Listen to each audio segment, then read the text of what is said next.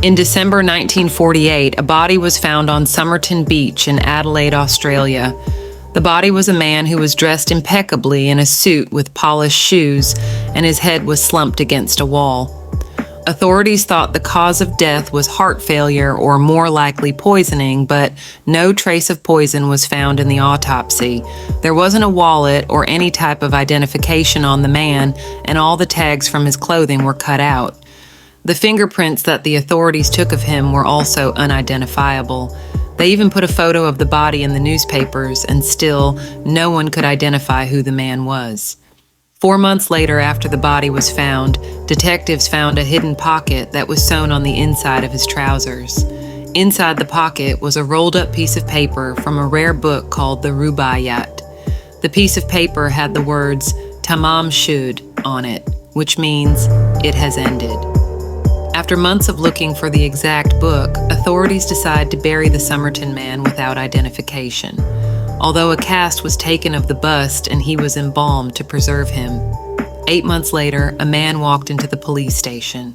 He claimed that just after the body was found, he found a copy of the Rubaiyat in the back of his car that he kept parked near Somerton Beach. He thought nothing of it until he read about the search in a newspaper article. Sure enough, the book had a part of the final page that was torn, and it matched the piece of paper that was found in the Somerton man's trousers. Inside the book were a phone number and some sort of strange code. The phone number led the authorities to a woman named Jessica Thompson who lived nearby. During her interview, she was very evasive and even claimed she was going to faint when she saw the bust of the Somerton man, but denied knowing him.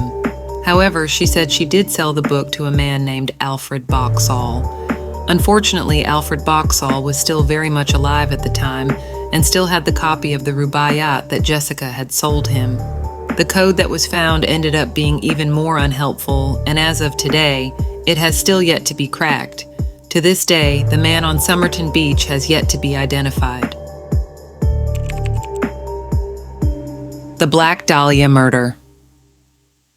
On January 15, 1947, the remains of 22-year-old Elizabeth Short, aka the Black Dahlia, were found on the block of 3800 S. Norton Avenue in Los Angeles.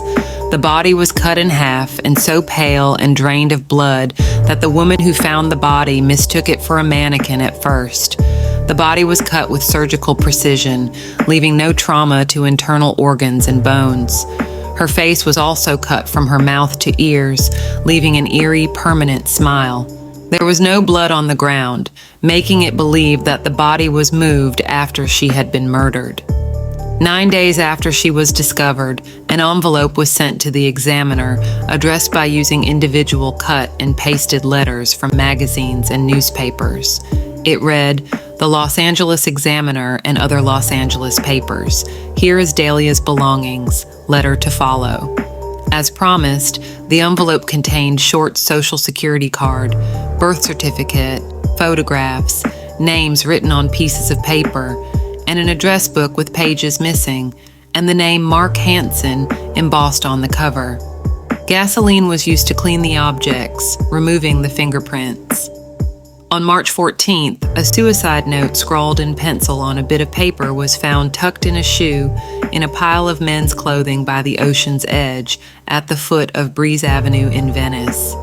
The note read, "To whom it may concern, I have waited for the police to capture me for the Black Dahlia killing, but have not.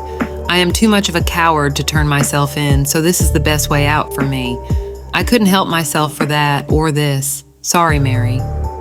The pile of clothing was first seen by the beach caretaker, who reported the discovery to the lifeguard captain, John Dillon. Dillon immediately notified the West Los Angeles police station. The clothes included a coat and trousers of blue herringbone tweed, a brown and white shirt, white jockey shorts, tan socks, and tan moccasin shoes, about size 8. However, the clothes gave no clue about the identity of their owner. Although many suspects were named, no authorities were able to identify the Black Dahlia's killer, and the mystery has gone unsolved for over 70 years. The strange disappearance of D.B. Cooper.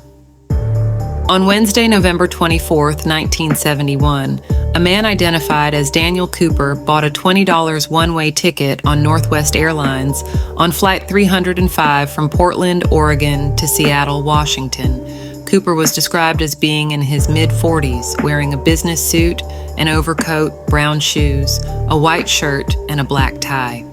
He also carried a briefcase and a brown paper bag.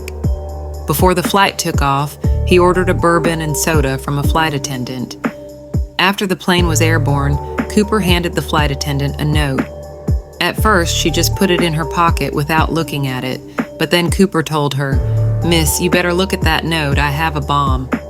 Cooper then told her the bomb was in his briefcase and asked her to sit next to him. He opened the briefcase to reveal red-colored sticks, surrounded by an array of wires. Cooper told the flight attendant to write down everything he was saying and then take it to the captain. The note said, "I want $200,000 by 5 p.m. in cash exclusively in $20 bills, put in a knapsack. I want 2 back parachutes and 2 front parachutes. When we land, I want a fuel truck ready to refuel. No funny stuff or I'll do the job." FBI agents assembled the ransom money from several Seattle area banks, and Seattle police obtained the parachutes from a local skydiving school. When Cooper claimed his demands were met, he allowed all passengers and some of the crew to exit the airplane. Cooper told the remaining crew to refuel the plane and chart a course for Mexico City while staying below 10,000 feet. During the flight, Cooper put on a pair of dark wraparound sunglasses, which would make it into the official sketch and become famous to anyone investigating the case. A little after 8 p.m. and somewhere in between Seattle and Reno, Nevada, Cooper jumped out of the rear door of the plane with 2 of the parachutes and the money. He was never seen again.